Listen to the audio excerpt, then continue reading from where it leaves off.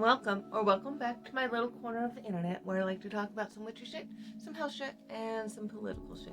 I hope you guys are doing well today. I'm just going to move this over because the light outside is knocking everything out. It's Friday, at least when I'm recording this, so I hope you guys have had a good week. It's still, can we say shit show? It's still a shit show. I don't know how to wrap my head around it. I don't know how many of you saw the Rudy Giuliani little news conference, I guess you could say. I've colored my hair a few times in the past, and one thing that I saw floating around was he was blaming because it was just like seeping. There was like, it's really hard to explain. It kind of reminded me of what is it? I think it's The Omen? No, one of those movies where no, Amityville Horror, where the walls would just start seeping. That's what it looked like to me. That's what his face just seeping and oozing looked like to me. And that's the face you want to put out there to represent you, to say, hey, my client's innocent. You know, especially when your client is so caught up in image and superficiality and stuff like that. It's almost laughable. So Giuliani was blaming it on like a bad dye job. Unless you just got it done, hadn't washed it out, and then went on live TV under the hot lights, that might explain it. I mean, just might. It doesn't, in my mind, it doesn't really explain it. But that's one of the theories going around. And it's ridiculous. I remember one time I had dyed my hair, and then I was working in direct care at the time.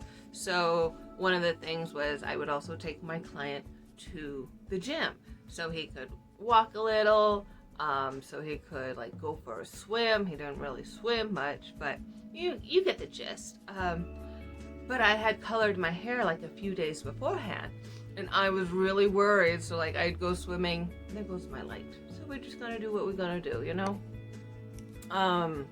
So we went swimming, and I was just so worried that I would start seeing, because at the time I had like blue-black dyed hair, so I was worried that I was going to start seeing it as I would like come up to the surface and stuff. It never did. So that kind of squashes Rudy's argument. And then it's like, okay, well, I usually use like semi-permanent, natural, cruelty-free hair stuff for dyeing my hair. I thought, well, sometimes that can kind of trickle down if it's new, if you haven't rinsed it, like the same thing with like regular, you know. But I don't think Rudy Giuliani uses manic panic. I know I'm just going out on a limb there, but I don't think he uses manic panic or Arctic Fox. If he did, maybe he would have better hair color. Just saying. But I don't like to harp on people about their looks, but when you're trying to be a strong man in a strongman argument, that you're trying to defend the emperor that is completely naked, it's hard. It's really hard, especially when the administration is so caught up in looks.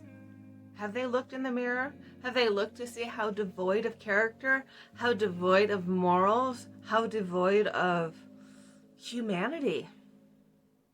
You know, that might be helpful.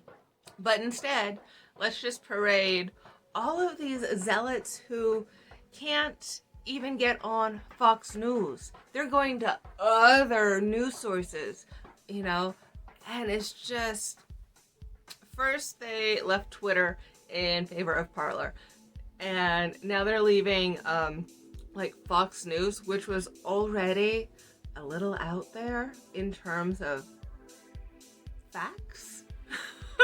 I hate to put it that way, but in terms of facts, they were a little out there.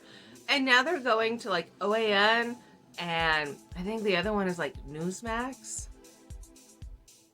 Yeah, nobody was covering the Giuliani thing. That's what they claim. But I know that other stations were covering it, so that's a lie. And also, why in the fuck would anyone want to cover that news conference, especially following the one at the fertilizer plant, the nursery? He lost. He's got to pack his bags and get going. You know, if you get evicted from a place, you don't get to stay longer and say, oh, no, this is not true, you know.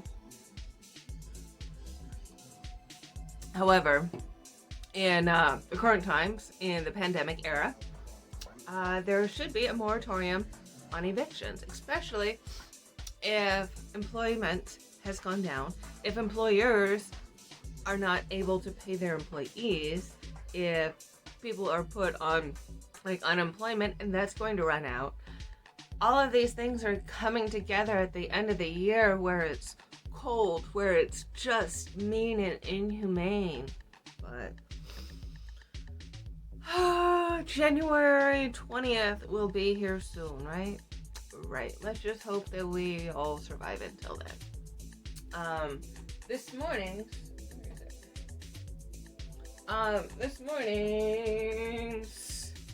divination affirmation is something that I hope is true, just a little bit, because then that would kind of mean a little bit of a lot to me. It's I inspire those around me, for good or bad, I guess you could say. I just want people to know that they're not alone, that I have gone through my own shit, quite a lot of it, including death of lights. But yeah, I just want people to know that they're not alone, whether it's being in like a body that's kind of giving up, or being told that you shouldn't be alive, being told that you're only good for one thing, all of this stuff. I want you to know that I've been there. I want you to know you're not alone. I want you to know that you can come to me. We might differ on like I would say politics, but if you support Trump, kind of lost hope for you, so. But I really would like to inspire those around me, whether it's through like YouTube or Twitter or Instagram or just in life, because it's my way of kind of giving back. I kind of lacked that inspiration earlier in my life, in my adulthood, when I was in the military and went through a lot of shit.